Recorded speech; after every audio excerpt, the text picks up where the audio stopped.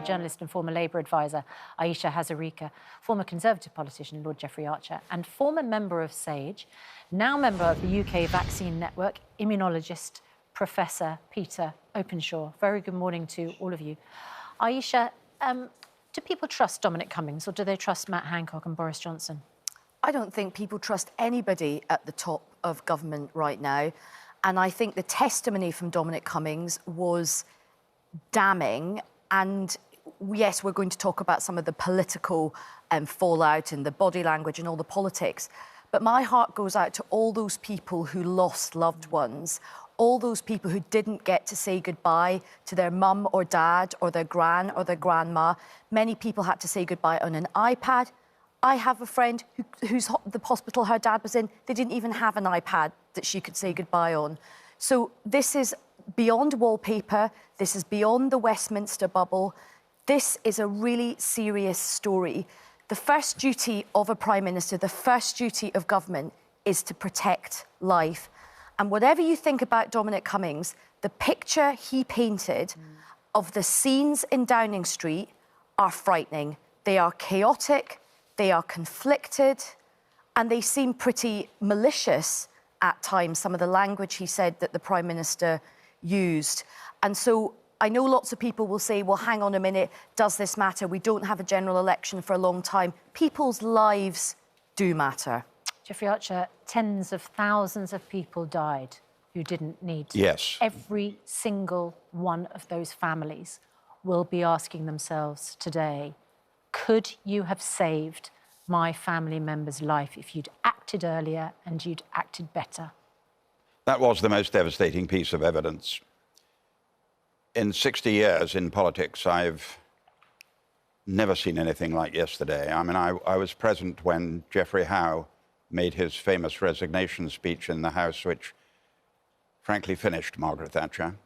I read very carefully Robin Cook's speech, which damaged Tony Blair, but I've never seen anything like this. I mean, it was pure drama. Now, there are those who rightly say that part of it is revenge.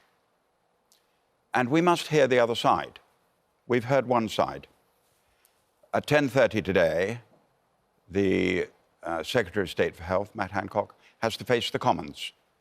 The Speaker, quite rightly, has given an emergency debate to the Labour Party, and he will be given the chance to hear his side of the argument.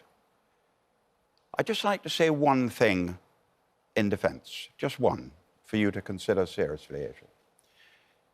If I was a German, or if I was a Frenchman, if I was a Spaniard, if I was an Italian, I would be asking my Prime Minister this morning, why have the British managed 60%, 60 million vaccinations when we've only done 25%? OK, but with respect, that's shifting the focus, isn't it? Yes, it is. is. And that's exactly what the government keeps saying. I accept that. The immunisation programme, there is absolutely no doubt the vaccination programme is one of the successes. Yes. But it stands out as one success. I agree.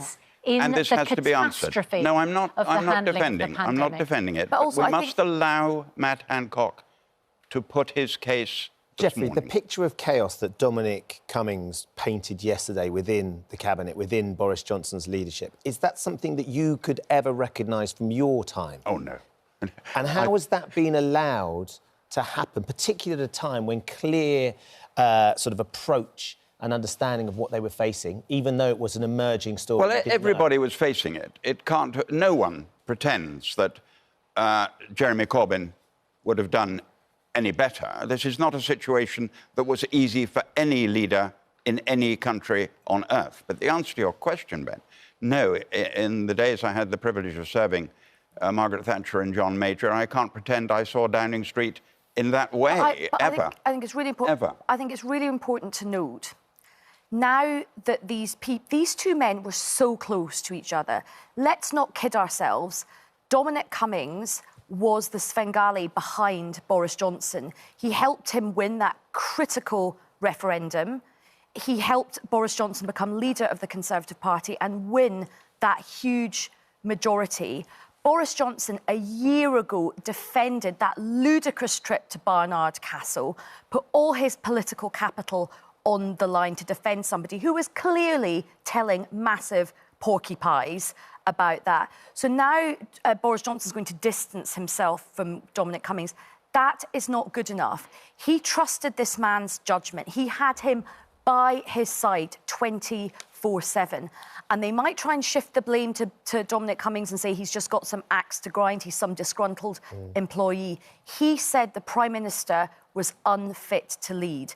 And it does look like the evidence from that early part of the pandemic shows that he does have a point. And Boris Johnson cannot pass the buck. He is the person, when you are a leader of a political party, when you are Prime Minister, you take responsibility for your actions. Therefore, he should be allowed to defend what he heard yesterday. Yes, but they've We're called only a public hearing one side. They've called a public inquiry, Geoffrey. Yes. Next year. It's very interesting because I thought about this. I wondered what would be the main subject today. And I decided that the one thing I really feel strongly about is that inquiry has to be earlier. Has to be now. It should not be. Will it come earlier? By next year. Sorry? Will it come earlier? Well, I mean, we can say Prime that. Minister and a Prime Minister has the right to make these things happen. Yes. And I don't think the British public want to wait until Angela the middle Rayner of was next saying year. earlier that Labour can only do so much and they need the Tory MPs because he's got such a strong majority. They need the Tory MPs to stand up and try and force it to come earlier as well. Well, I hope that'll happen in the Commons. That was the one thing I felt, was it's a great pity that the Prime Minister isn't facing those two committees today, saying, you heard yesterday what Mr Cummings say, here is what I have to say. Let's be honest. The gap is too great. Well, let's be honest, Aisha. Presumably, the Prime Minister wants the whole population to be vaccinated, the lockdown to be lifted, the economy to have started getting back on track, and then he can hold a public inquiry because it won't be quite so absolutely. Well, he wants to get the next general election out the way before this public inquiry produces its findings. And that's not OK. We have to learn the lessons now. And also, if the Prime Minister has got any honour, he will do some media interviews,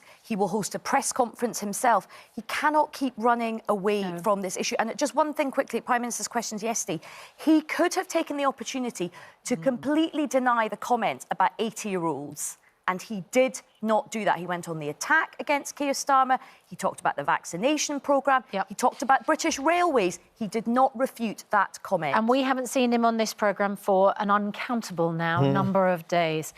Professor Peter Openshaw, we know that the government kept saying they were following the science. Dominic Cummings claimed that scientists played a part in the government delaying the first lockdown.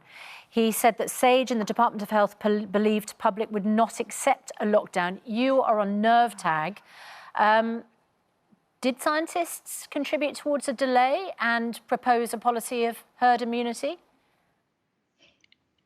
No, I think the delay with the second lockdown was particularly hard to understand from the point of view of the scientists giving advice. I mean, the quote that really sticks with me is the, lions led by donkeys quote. And really the attack is on the very most senior levels within the government.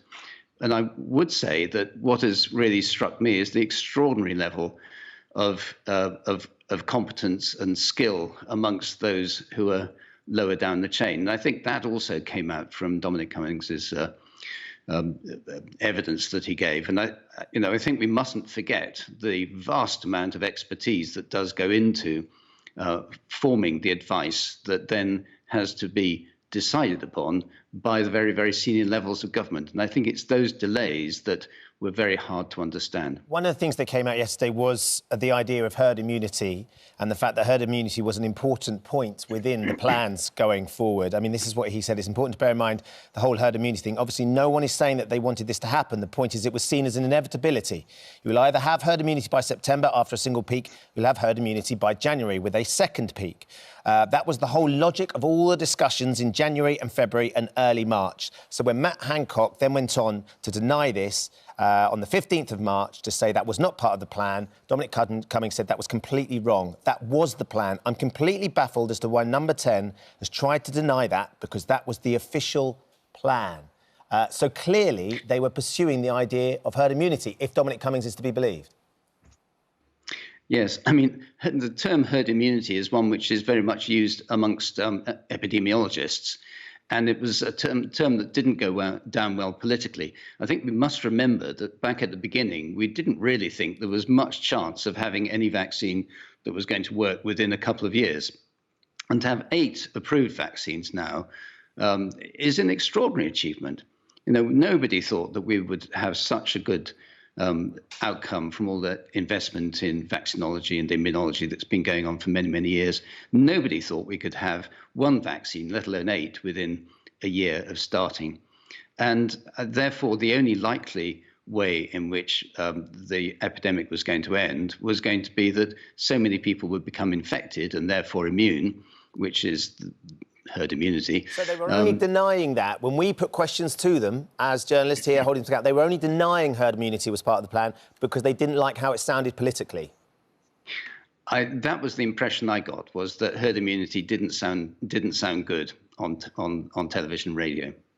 OK, Professor Peter Omshaw, and we have to leave it there. Thank you, Aisha, Jeffrey, thank you very much indeed.